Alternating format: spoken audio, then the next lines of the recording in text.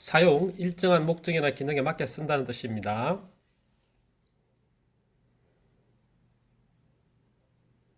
사용시 유의사항인데 시자는 띄어쓰기 한다고 했죠? 시가 들어가면 기억하면 좋습니다, 여러분.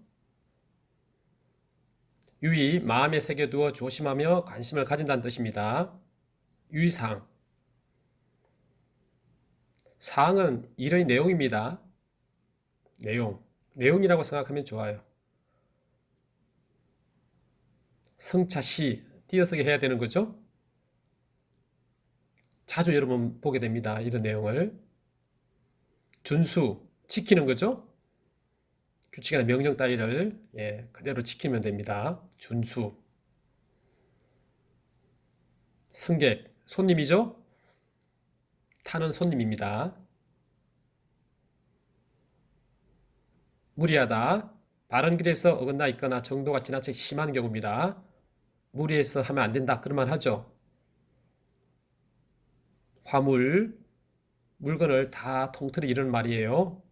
운반할 수 있는 물건. 적재, 물건이나 짐을 옮길 것에 싣는 걸 말합니다. 적재한다는 말 해요. 원인, 어떤 물건이나 상태를 바꾸거나 일으키게 하는 근본이 되는 일을 원인이라고 합니다. 좀 어려운 말인 것처럼 보이지만 자주 쓴 말이니까요. 자, 가운데점입니다, 여러분. 가운데점. 가운데점인데요. 이 가운데점은 여러 개를 묶어서 나타낼 때 사용하거든요. 출입문, 떠나드는 문이죠. 쉬운 말입니다. 도착, 목적한 곳에 다다름. 출발이란 말이 생각나죠? 승하차. 왜 승하차의 가운데점을 했는데 가입표를 했을까요? 생각해 보기 바랍니다. 승하차는 말이 있기 때문이에요. 층, 위로 높이 포개어지는 건물에서 같은 높이를 이루는 부분을 층이라고 합니다. 1층, 2층, 3층 같은 높이에요. 버튼은 단추라는 말로 바꿔 쓰면 어떨까 이런 생각을 해봅니다. 버튼. 문턱, 문짝에 밑이 닿는 문지방의 윗부분을 문턱이라고 합니다. 문턱, 문지방. 자, 정원, 일정한 규정에 의해서 정해져 있는 인원을 말하는 거죠. 정원이 몇 명이다. 초과, 일정한 수나 정도 따위를 넘는 것을 말합니다. 정원 초과가 되어서는 안 되는 거죠. 10명 정원이면 10명을 넘어가서는 안 된다는 뜻입니다. 노약자, 늙거나 약한 사람을 노약자라고 합니다, 여러분. 잘 알고 있는 말이죠. 노약자. 보호자, 어떤 사람을 보호할 책임을 가지고 있는 사람을 우리는 보호자라고 합니다. 강제, 강력한 힘으로 원하지 않는 일을 억지로 시키는 것을 말하죠. 강제라고 합니다. 틈새, 벌어져 난 틈의 사이를 틈새라고 합니다. 사이, 틈새. 이물질, 정상적이 아닌 다른 물질을 이물질이라고 합니다. 이물질.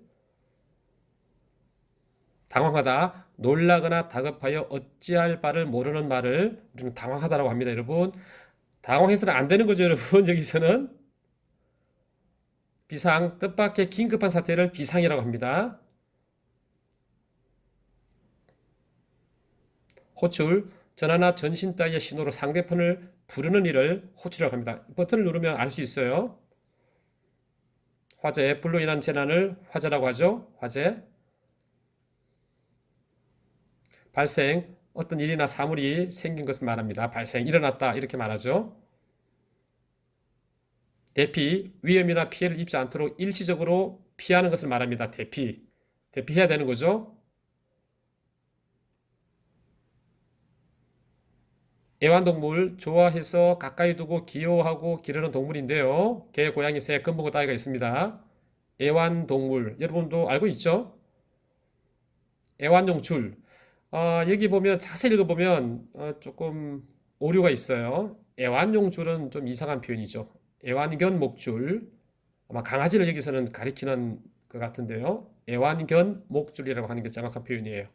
여러분, 지금 우리가 엘리베이터 안을 보고 있잖아요. 여러분, 자세히 읽어야 됩니다. 그리고 이 내용들을 지키는 게 중요한 거예요. 우리는 실천해야 됩니다. 읽고 실천하기. 안전을 위해서 꼭 필요한 내용입니다. 여러분, 기억해야 됩니다. 중요한 거예요. 우리의 생활과 밀접한 관계가 있는 겁니다.